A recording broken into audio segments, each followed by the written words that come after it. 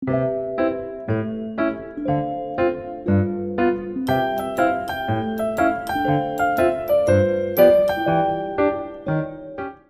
kami dapat memuliakan akan Tuhan. Bapak Surgawi, pada kesempatan ini kami mau pergunakan waktu yang Tuhan berikan kepada kami untuk belajar lagi daripada kebenaran firman.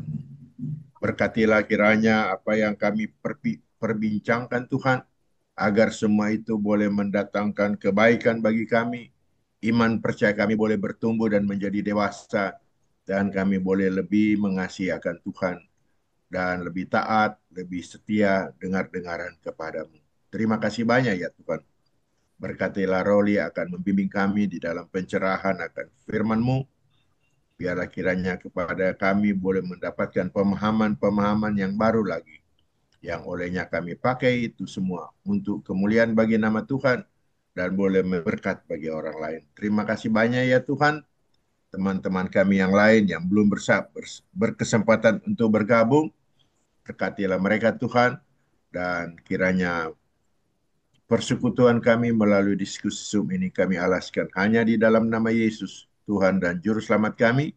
Kepadamu kami sudah berdoa dan mengucap syukur. Amin. Amin. Banyak dari kita rela menyangkal diri untuk kesehatan jasmani kita.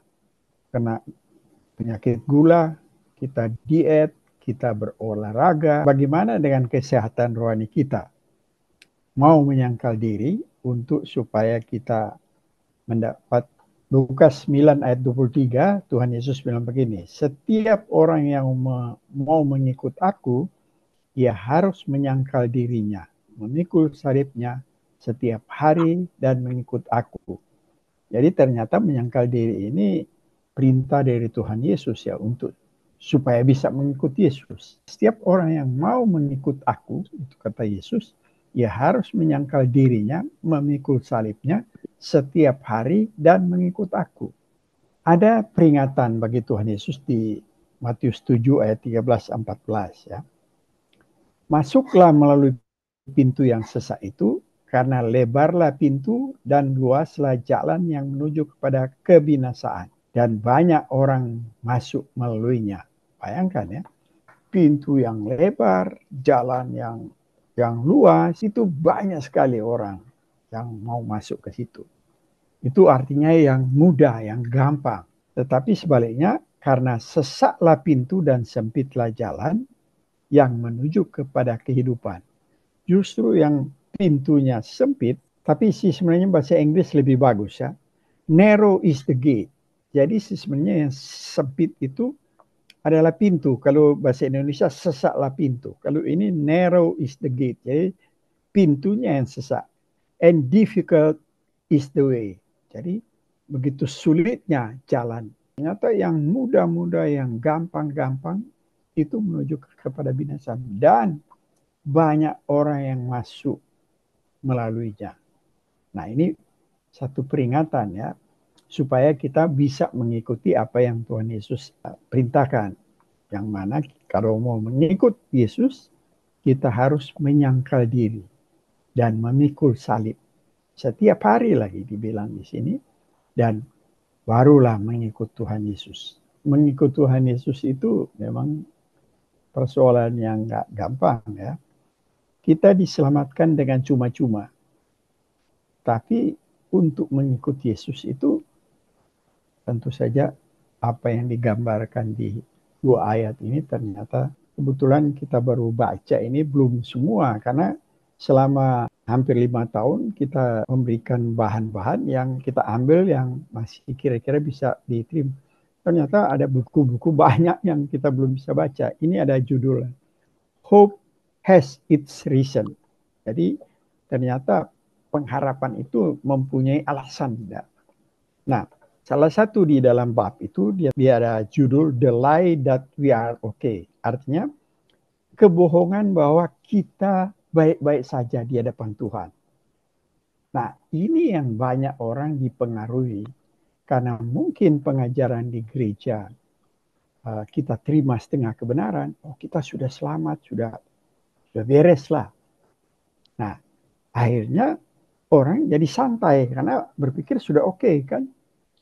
Padahal apa yang dikemukakan sebelumnya, Lukas 9 ayat 23 dan Matius 7 ayat 13-14, ternyata untuk mengikuti Yesus kita harus menyangkal diri. Dan yang jalan lebar, pintu yang lebar, jalan luas, justru menuju ke kebinasaan. Dan banyak sekali orang yang mau ikut itu. Pintu yang sempit dan jalan yang sulit dilalui, itu sedikit orang yang mendapatkannya, tapi justru itu yang menuju pada kehidupan. Tentu saja kehidupan kekal. Nah, satu problem yang digambarkan di salah satu buku yang kita baca, banyak orang Kristen yang beranggapan kita sudah oke. Nah, itu yang dia bilang, kebohongan bahwa kita baik-baik saja di hadapan Allah. Karena bertentangan dengan apa yang kita bicarakan dalam pengantar tadi. Ya. Ada Agustinus, ya, Bapak Gereja, bahasa Inggris tapi kita baca bahasa Indonesianya. Dosa saya semakin tidak dapat disembuhkan. Dosa saya semakin tidak dapat disembuhkan karena saya tidak menganggap diri saya orang berdosa. Kalau saya menganggap sudah oke, itu yang Agustinus punya maksud tidak bisa disembuhkan. Jadi Agustinus bilang dosa saya semakin tidak dapat disembuhkan karena saya tidak menganggap diri saya orang berdosa.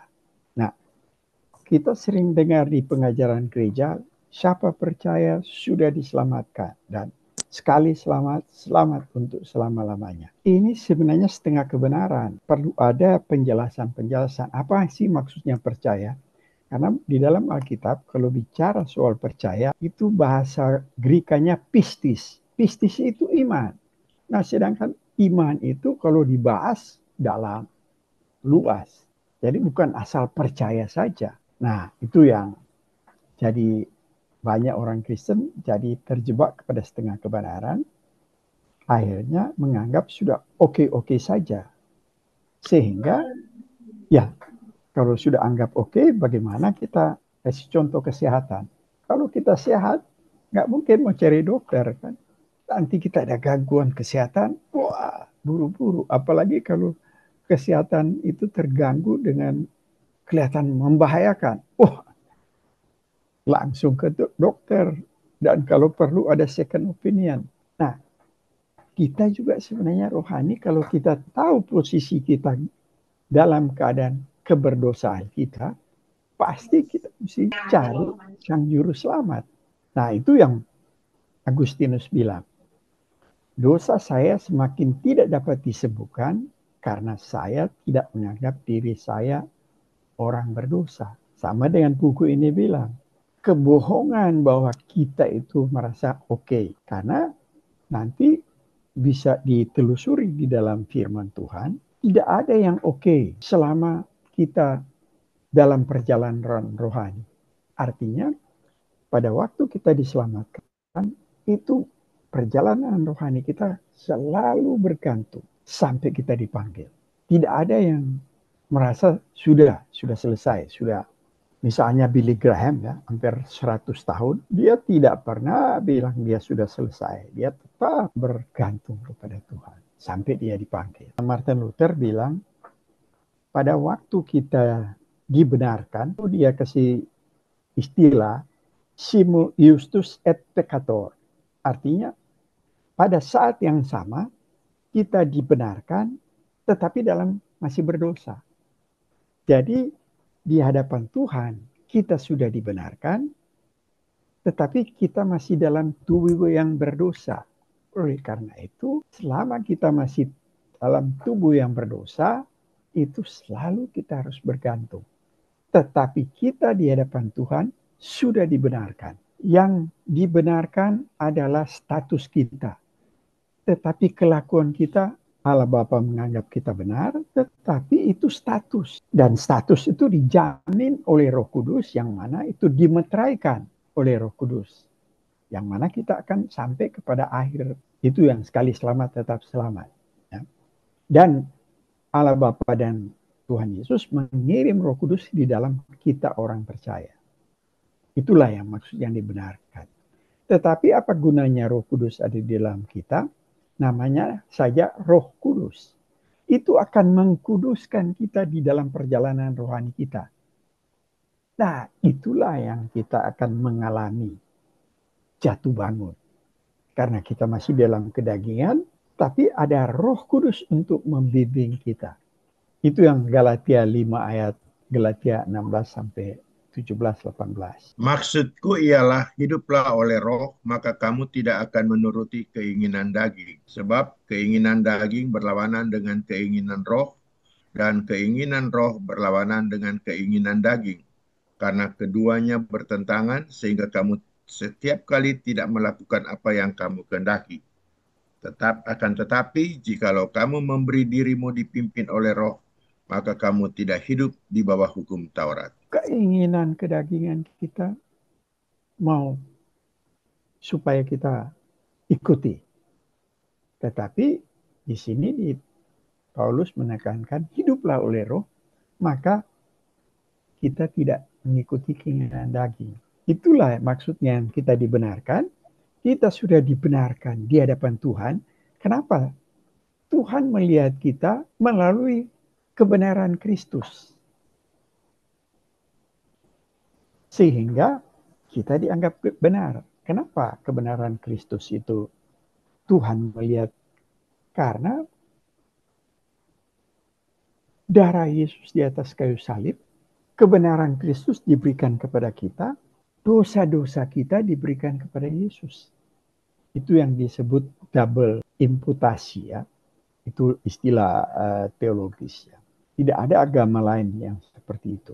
Siapa bisa baca 2 Korintus 5 ayat 21? Dia yang tidak mengenal dosa telah dibuatnya menjadi dosa karena kita, supaya dalam dia kita dibenarkan oleh Allah. Yesus yang tidak mengenal dosa dijadikan Allah Bapa berdosa. Artinya memikul salib kita. Supaya kita dibenarkan. 2 Korintus 5 ayat 21 ini double imputasi, ya. Yesus yang tidak berdosa dijadikan Allah berdosa pada waktu di atas kayu salib. Pikul dosa manusia. Tetapi sesudah itu ayat di bagian B-nya kita dibenarkan. Jadi kebenaran Kristus diberikan kepada kita. Jadi ada 3 imputasi, ya. Imputasi ini artinya diperhitungkan. Di dalam Alkitab itu ada 3 imputasi, istilah imputasi itu. Jadi pengertian imputasi adalah suatu tindakan seseorang yang benar yang diperhitungkan sebagai tindakan orang lain. Itu imputasi, ya. Jadi Yesus yang benar diperhitungkan kebenaran kepada kita. Sehingga Allah Bapa melihat Yesus, kita melalui Yesus. Sehingga kita dianggap benar. Dan dosa kita diimputasikan kepada Kristus. Artinya, tapi ada 3 imputasi. Pertama, imputasi dosa Adam kepada kita. Roma 5 ayat 12. Sebab itu, sama seperti dosa telah masuk ke dalam dunia oleh satu orang, dan oleh dosa itu juga maut. Demikianlah maut itu telah menjalar kepada semua orang, karena semua orang telah berbuat dosa. Dosa Adam diimputasi kepada kita, seluruh manusia. Itu yang Roma 5 ayat 12. Karena satu orang berdosa, yaitu Adam, semua keturunannya berdosa. Tetapi nanti imputasi kedua yang tadi Pak Pendeta baca, 2 Korintus 5 ayat 21. Di atas kayu salib, Allah Bapa menjadikan Yesus yang tidak berdosa untuk memikul dosa kita. Dosa kita diimputasikan kepada Kristus, diperhitungkan kepada Kristus. Sehingga kebenaran Kristus diimputasikan kepada kita. Waduh, ini penting sekali. Iya. Mazmur 51, kalau nggak salah Mazmur 51 ayat 7. Sesungguhnya dalam kesalahan aku diperanakkan, dalam dosa aku dikandung ibuku. Jadi masih di janin aja Daud sudah bilang, dalam dosa aku dikandung ibuku, masih di dalam kandungan sudah berdosa. Karena itu semua turunan Adam diimputasikan dosa Adam kepada kita, ya, sesuai dengan Roma 5 ayat 12. Karena satu orang berdosa yaitu Adam, semua orang akan binasa karena dosa. Dan semua orang itu berdosa. Tetapi siapa yang diselamatkan karena kita percaya kepada Kristus, berlaku imputasi yang di 2 Korintus 5 ayat 21. Dosa kita dipikul oleh Tuhan Yesus di atas kayu salib. Artinya Allah Bapa menjadikan Yesus yang tidak berdosa, memikul dosa kita di atas kayu salib, dan kebenaran Kristus diamputasikan kepada kita. Diimputasikan kepada kita. Dalam perjanjian baru itu ada 2 golongan manusia. Manusia lama dan manusia baru. Kalau kita baca semua perjanjian lama ada 2 golongan. Manusia lama, manusia baru. Manusia lama itu di dalam Adam. Jadi siapa yang di dalam Adam, itulah orang berdosa. Statusnya berdosa. Karena Tuhan memakai kepala Adam. Adam berdosa, semua berdosa. Tetapi siapa yang percaya kepada Kristus, masuk kepada kepala Kristus. Jadi yang percaya kepada Kristus, dosa kita akan diperhitungkan kepada Kristus, dan kebenaran Kristus diperhitungkan kepada kita. Sehingga Allah Bapa melihat kita benar. Tapi itu status, bukan kelakuan. Jadi setelah kita dibenarkan, baru nanti diutus Roh Kudus di dalam kita orang-orang percaya, baru di dalam perjalanan rohani kita, Roh Kudus bekerja untuk mengkuduskan kita. Tetapi di dalam kita diproses oleh Roh Kudus untuk menjadi kudus, dengan ada firman yang kudus, Alkitab ini, Roh Kudus melalui firman mulai mengkuduskan kita. Itu gunanya kita Bible study, kita supaya dikuduskan dari firman melalui Roh Kudus. Tapi perjalanan kita itu tidak bisa sempurna. Nah, ini dia from atonement to justification ya. Ini yang dari Adam, ada 2 representatif di dalam Alkitab ya. Adam dan Yesus. Nah ini, in Adam itu manusia lama. Di dalam Kristus manusia baru. By nature, Efesus 2 ayat 1-3 itu kita mati karena dosa. Tetapi di dalam 2 Petrus 1 ayat 4 kita berbahagian di dalam kodrat ilahi. Tetapi kita di Roma 8 ayat 8 itu tidak mungkin kedagingan itu berkenan kepada Allah. Nah, Roma 8 ayat 9 ya, kita baca Roma 8 ayat 8-9. Mereka yang hidup dalam daging tidak mungkin berkenan kepada Allah. Tetapi kamu tidak hidup dalam daging, melainkan dalam roh. Jika memang roh Allah diam di dalam kamu, tetapi jika tidak memiliki roh Kristus, ia bukan milik Kristus. Jadi jika memang roh Allah diam di dalam kamu, tetapi jika orang tidak memiliki roh Kristus, ia bukan milik Kristus. Jadi begitu kita percaya, kita diberikan Roh Kudus kepada setiap orang. Nah, itu Roh Kudus yang akan memimpin kita. Karena dibilang di Roma 8 ayat 8, kedagingan tidak mungkin berkenan kepada Allah. Kita harus hidup oleh roh supaya kita tidak mengikuti keinginan daging. Itu yang Galatia 5 ayat 16-18 tadi.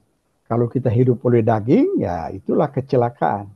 Tapi karena Roh Kudus sudah ada di dalam diri kita, dia akan menuntun supaya kita hidup di dalam roh. Roma 5 ayat 18-19 ya. Ayat 18 dan 19. Sebab itu sama seperti oleh satu pelanggaran, semua orang beroleh penghukuman. Karena Adam bikin pelanggaran, semua orang beroleh penghukuman. Demikian pula oleh satu perbuatan kebenaran, yaitu Yesus yang membuat kebenaran, orang benar, semua orang beroleh pembenaran untuk hidup kekal. Jadi karena Yesus itu benar, kita yang percaya kepada Yesus beroleh pembenaran. Jadi sama seperti oleh ketidaktaat satu orang, semua orang telah menjadi orang berdosa. Karena ketidaktaatan Adam, semua keturunan jadi orang berdosa itu. Demikian pula oleh ketaatan satu orang, Yesus kan taat sampai mati. Semua orang menjadi orang benar. 1 Korintus 1 ayat 30. Tetapi oleh dia, oleh Allah Bapa, kamu berada di dalam Kristus Yesus. Jadi karena oleh Bapa kita berada di dalam Yesus. Jadi dari Adam pindah kepada Yesus. Yang oleh Allah telah menjadi hikmat bagi kita. Ia membenarkan dan mengkuduskan dan menebus kita. Itu ayat yang luar biasa semua ya. Kalau kita bisa tangkap ini, waduh, ini satu pegangan yang bagaimana kita mengucap syukur, terima kasih karena begitu banyak orang kok kita yang dipilih. 2 Korintus 5 ayat 21, di mana Allah Bapa menjadikan Yesus yang tidak berdosa menjadi berdosa, artinya memikul dosa kita supaya kita dibenarkan. Itu yang dosa kita diperhitungkan kepada Kristus, tetapi kebenaran Kristus diperhitungkan kepada kita. Jadi apa yang dosa Adam diperhitungkan kepada kita sudah dianulir karena kita Allah Bapa mempersatukan dengan Yesus, masuk kepada Yesus. Ya. Kita ada pertanyaan, itu maksudnya kan yang semua orang dibenarkan itu secara khusus ya, bukan umum ya. Artinya semua orang dibenarkan oleh Kristus, orang-orang pilihan itu kan? Berarti. Orang yang percaya kepada Kristus. Betul, ya. Jadi dosa Adam diperhitungkan untuk seluruh manusia. Tetapi pada waktu bersatu dengan Kristus, siapa yang percaya itu yang dibenarkan. Itu semua orang yang percaya. Itu maksudnya. Memang betul. Michael perlu agak tajam melihat ini. Memang kalau salah baca ini seolah-olah semua orang nanti jadi universalism. Nggak ada istilah universalism. Karena yang penting nggak tuh jadi BA. Ya. Nah, mungkin kalimatnya mesti ditambah sedikit barangkali supaya pemahamannya nggak salah. Karena konteks yang lain kan ada diterangkan yang mana itu untuk kita percaya kepada Yesus hanya bisa ditarik oleh Bapa. Tidak mungkin orang datang kepada Yesus kalau tidak ditarik oleh Bapa. Jadi kalau kita tahu konteksnya seperti Yohanes 6 ayat 44. Tidak ada seorang pun yang dapat datang kepadaku. Ini perkataan Yesus ya. Kepadaku, kepada Yesus maksud. Jikalau ia tidak ditarik oleh Bapa yang mengutus aku. Dan ia akan kubangkitkan pada air sama.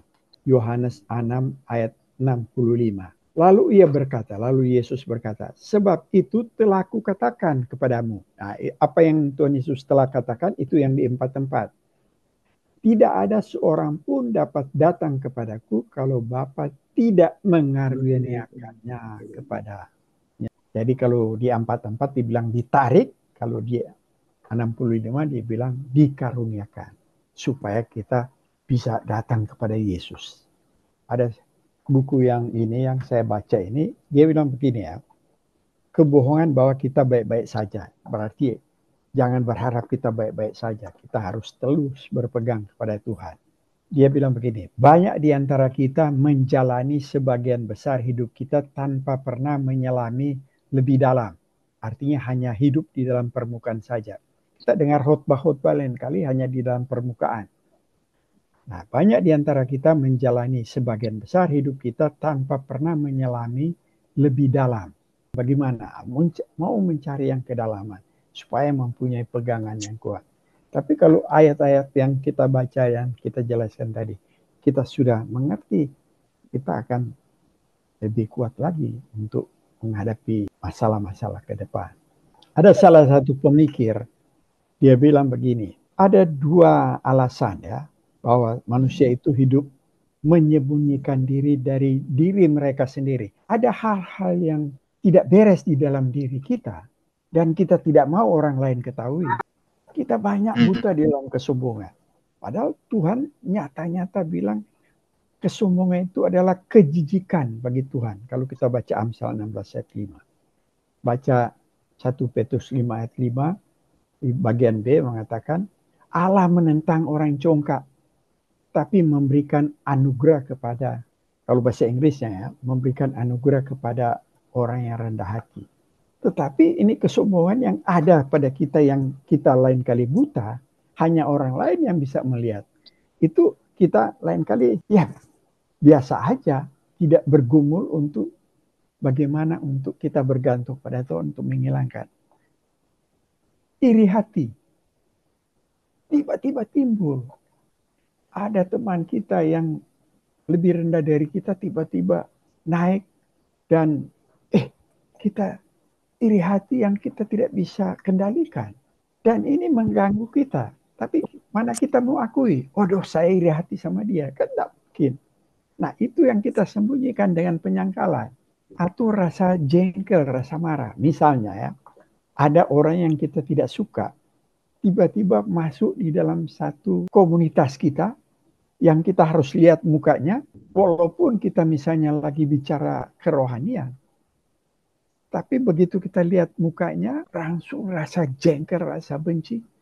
Itu kan ada semua di kita kan. Tapi kenapa kita biarkan? Karena kita anggap itu biasa. Pemikir ini bilang itu kita lain kali ada penyangkalan di dalam diri kita. Nah begitu juga lain kali kita di dalam Alkitab, kalau kita hanya mendengar permukaan saja, tidak mau masuk sampai ke kedalaman, kita jatuh kepada moralistik. Seperti yang kemarin kita jelaskan kan. Perjanjian lama dihotbahkan tetapi tidak menuju kepada Tuhan Yesus, nanti jadi moralistik. Kita harus ikutin Daud begini, dia berani, gagah berani begini. Ini moralistik, agama lain pun mengajarkan. Padahal Yesus bilang semua yang ada di dalam Alkitab Perjanjian Lama itu menuju kepada aku. Jadi kita harus jelaskan supaya itu menuju kepada dari Kristus. Baru kalau sudah menuju kepada Kristus kita kembali ke moralistik tidak apa-apa. Tapi tujuannya sudah ke Yesus. Nah itu. Nanti ada perjanjian baru juga. Karena banyak khotbah kalau misalnya tidak dijelaskan doktrinnya langsung kepada praktisnya. Ini kita bisa jatuh ke moralistik dan legalistik. Kita jangan begini, kita harus begini, harus begini. Ini kan legalistik. Lukas 9 ayat 23 ini mengikuti Yesus, kita semua mau mengikuti Yesus, tapi kita masih dalam proses. Tanpa anugerah dari Tuhan, kita dengan kemampuan kita sendiri nggak bisa. Misalnya untuk melawan ego kita masih sampai sekarang. Tapi artinya kalau kita ketemu teman-teman yang lama, tahu kita punya kelakuan, dia bilang, wah kita sudah berubah. Itu bukan kita punya kemampuan sendiri, tapi anugerah yang merubah. Kita punya tindak tanduk yang tidak diinginkan. Tapi kita masih berproses. Yang kayak Rolly kan bilang, already but not yet. Jadi kita sudah dapat anugerah, tapi masih dalam proses untuk menjadi pengikut. Apa yang Pian alami kita perlu lebih rinci lagi ya supaya kita betul-betul memahami. Misalnya kita baca ya, setiap orang yang mau mengikut aku, ia harus menyangkal dirinya, memikul salibnya setiap hari dan mengikut aku. Kalau kita hanya mengerti perintah ini, kita akan jatuh di legalistik. Tidak mungkin kita lakukan. Oleh karena itu kita perlu bergantung kepada Yesus. Itulah anugerah. Jadi anugerah itu tidak menghilangkan tanggung jawab kita. Tapi kalau kita baca ini tanpa anugerah, itu jatuh kepada legalistik. Setiap orang harus mengikut aku, ya harus menyangkal dirinya, memikul salibnya setiap hari dan mengikut aku. Kalau hanya begini tidak diterangkan harus kita berpegang kepada Yesus, ini jatuh kepada legalistik. Tapi kalau kita berharap hanya anugerah, tidak ada tanggung jawab kita jatuh kepada antinomianisme. Artinya, ya sudah bergantung saja. Semua akan dikerjakan oleh Yesus. Nah, itu yang harus dua. Kita melakukan, tetapi dengan bergantung. Itu anugerah yang memampukan. Tapi bukan anugerah yang bekerja untuk kita. Harus ada tanggung jawab kita. Misalnya ya, kenapa kita mau misalnya bukan buang waktu, menyediakan waktu untuk mendengar. Ini kan ada tanggung jawab kita. Tapi tentu saja kita bergantung pada Tuhan. itulah anugerah yang kita harapkan. Jadi anugerah tidak menghilangkan tanggung jawab. Jadi apa yang Ben bilang tadi ada di Roma 12 ayat 17 ya. Janganlah membalas kejahatan dengan kejahatan. Lakukanlah apa yang baik bagi semua orang. Nah ini memang nggak gampang juga. Ini kalau kita hanya baca ayat ini, kita jatuh ke legalisme juga. Kita harus bergantung kepada Tuhan. Itu bergantung kepada anugerah. Karena kalau tampar pipi kiri, kasih pipi kanan. Mau nggak kita?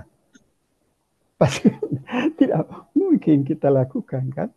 Nah itu yang bagaimana kita harus memohon hikmat dari Tuhan. Bagaimana kita harus menghindar. Begitu juga ini yang Ben singgung tadi. Jangan membalas kejahatan dengan kejahatan. Lakukan apa yang baik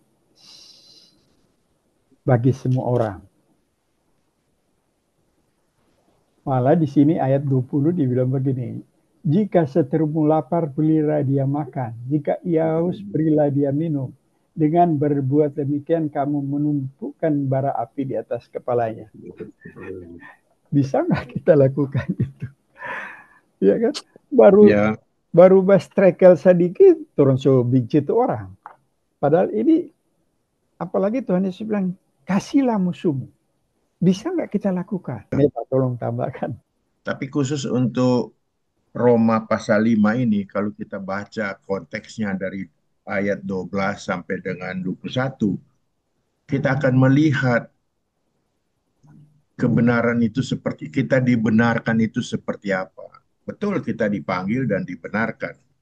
Tapi kita perlu itu kita gumuli juga. Dan kita perlu belajar dasar-dasar Alkitab, kebenaran yang diungkapkan oleh Alkitab, khusus dalam Roma pasal 5 ayat 12 sampai dengan 21 ini, itulah landasan iman kita. Jadi kita bisa melihat betapa anugerah yang dilimpahkan dalam kehidupan kita itu begitu berlimpah. Nah, olehnya kita harus memberi diri, ya seperti kata Roli, ya ada peranan kita juga. Kita tidak hanya berharap turun dari langit begitu saja. Ya kita harus bekerja, kita harus berusaha, kita harus ada gairah, kita harus mendorong diri ini sebagai satu tanggung jawab yang harus kita lakukan. Ya, kalau kita cuma mau berharap anugerah saja Tuhan yang kerjakan, berarti kita tidak perlu berdoa, kita tidak perlu membaca Alkitab, padahal itu harus kita lakukan. Bagaimana kita bisa taat kepada hal yang seperti itu? Nah, itulah tugas kita.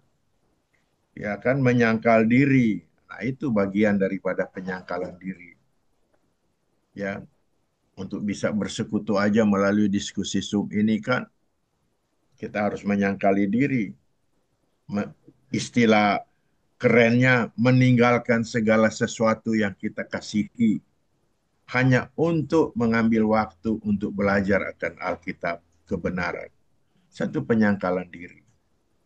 Dan kita ini akan mendapatkan makna yang begitu besar. Akan begitu besar manfaatnya.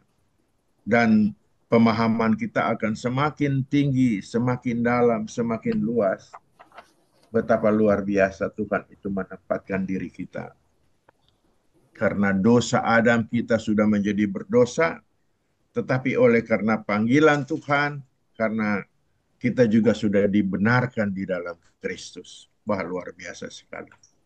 Ya. Tidak semua orang kan mengalami seperti ini. Kalau dosa Adam semua orang mengalaminya. Tapi anugerah di dalam Kristus tidak semua orang mengalaminya. Ya. Kita bersyukur kita ada di dalamnya. Itu yang perlu kita syukuri. Iya. Ini dalam pembicaraan ini ada sangkut paut dengan Roma 8 ayat 1. Oh iya, ada. Ya. Roma 8 ayat 1 kan tidak ada penghukuman di dalam Kristus. Ya kan? Ya. Betul kan, Sam? Iya. Ya. Pada waktu di perjanjian lama, kesalahan dosa, misalnya si Daud mengambil Batseba, nah Nabi Nathan yang kasih apa? Dosa kamu sudah diampuni. Setelah Daud bilang, waduh, saya sudah berdosa di hadapan Allah. Konsekuensi dari apa yang kamu buat itu adalah hukuman kamu. Jadi walaupun sudah diampuni, ada konsekuensi dari dosanya dia. Tetapi di perjanjian baru, ternyata beda dengan sudah di perjanjian baru ya. Di dalam Kristus tidak ada penghukuman lagi. Jadi kalau ada hal-hal yang kita alami itu, misalnya rasa siksa, rasa itu bukan penghukuman, tetapi ujian. Karena Tuhan sudah mengasihi kita melalui Yesus. Di Roma 8 ayat 1 itu sambil bilang, tidak ada penghukuman di dalam Kristus. Kita yang sudah ada di dalam Kristus, sudah dipindahkan dari Adam kepada Kristus, karena itu kita dibenarkan, tidak ada penghukuman. Jadi diganti dengan ujian. Dan nanti di akhir zaman, tidak ada penghukuman kekal yang masuk neraka, karena sudah terjamin. Nah, maksudnya kalau penghukuman nggak ada, tapi ada apa namanya, Tuhan akan mendisiplinkan atau menghajar. Ya, itu ujian. Ya, mendisiplinkan ya ujian itu Ibrani. Bukan kalau anak-anak gampang tidak ada hukuman, tidak ada Ibrani 13. Jadi Roma 12 ayat 5 ya. Hai anakku, janganlah anggap enteng didikan Tuhan. Dan janganlah putus asa apabila engkau diperingatkannya. Karena Tuhan menghajar orang yang dikasihinya. Dan ia menyesak orang yang diakuinya sebagai anak. Jika kamu harus menanggung ganjaran Allah memperlakukan kamu seperti anak, di manakah terdapat anak yang tidak dihajar oleh ayahnya? Tetapi jikalau kamu bebas dari ganjaran yang harus diderita setiap orang, maka kamu bukanlah anak tetapi anak-anak gampang. Jangan kita terjebak kepada mendisiplinkan diri tanpa bergantung kepada Tuhan, anugerah Tuhan. Jadi harus klop itu dua itu. Konsentrasi ke mendisiplinkan diri tanpa bergantung kepada Tuhan, kita jatuh ke legalisme. Kolose 2 ayat 6 dan 7. Kamu telah menerima Kristus Yesus Tuhan kita. Karena itu hendaklah hidupmu tetap di dalam Dia, hendaklah kamu berakar di dalam Dia, dan dibangun di atas Dia, hendaklah kamu bertambah teguh di dalam iman yang telah diajarkan kepadamu, dan hendaklah hatimu melimpah dengan syukur. Inilah perintah ini untuk supaya kita berjalan di pintu yang sempit dan jalan yang sulit dijalani. Oleh karena itu kita harus bergantung kepada Tuhan. Nah, ini perintah. Tetapi di dalam bahasa Yunani ada dua istilah ya, yang sangat penting untuk kita mengerti. Pertama, indikatif mood. Indikatif mood itu bisa cek di Google ya. Indikatif mood. Artinya indikatif mood apa yang kita telah terima dari Tuhan sebagai kenyataan. Jadi Tuhan memberikan perintah, tidak mungkin kalau Tuhan tidak memberikan dulu kepada kita.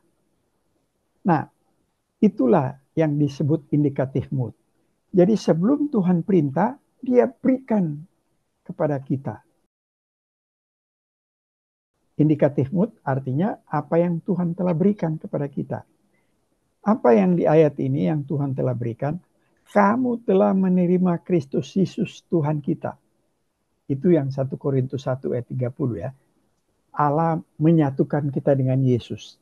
Jadi dari Adam, yang kita manusia lama, dipindahkan kepada Yesus.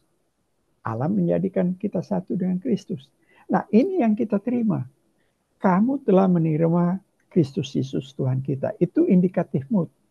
Artinya, sebelum Tuhan perintah, Tuhan sudah memberikan Yesus kepada kita. Baru Tuhan perintah. Hendaklah hidupmu tetap di dalam Dia. Jadi tidak terlepas dari apa yang Tuhan telah berikan. Itulah anugerah. Baru kita melakukan. Kita punya tanggung jawab. Kita harus tetap di dalam Dia. Kita harus berakar di dalam Dia. Kita harus bertambah teguh di dalam iman yang diajarkan kepadamu. Itu faithfulness, kesetiaan kita.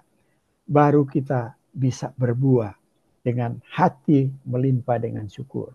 Nah, yang di bawah ini adalah imperatif mood. Imperatif kan itu kalimat perintah.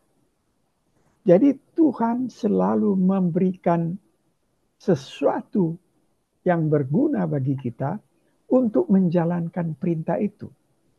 Jadi Tuhan tidak pernah menyuruh tanpa memberikan. Itu yang Agustinus bilang ya. Ini Agustinus ini luar biasa ya. Dia berdoa begini kepada Tuhan. Give me what you command, O Lord. And then command whatever you will. Jadi berikan kemampuan bagi saya untuk melakukan perintah-Mu. Setelah diberikan kemampuan, perintahkan apa yang Engkau kehendaki buat saya. Ya. Saya sudah mendapatkan kemampuan. Luar biasa ya. Itulah indikatif mood namanya ya. Jadi di surat Paulus semua itu di perintah itu dikasih dulu kemampuan. Nah, supaya mengerti ini sudah mulai makanan keras tapi gampang sih sebenarnya diterima ya. Ya. Tapi kalau kita mengerti ini kan ada satu hal yang luar biasa kan. Nah, kita baca Filipi yang selalu saya ambil contoh ya, Filipi 2 ayat 13. Karena Allah lah yang bekerja di dalam kamu baik kemauan maupun pekerjaan menurut kerelaannya. Jadi kemauan kita mau datang ke sini, Allah yang bekerja di dalam kita. Setelah Allah memberikan kemauan dan pekerjaan kepada kita, baru Dia suruh. Karena itu tetaplah kerjakan keselamatanmu dengan takut dan gentar.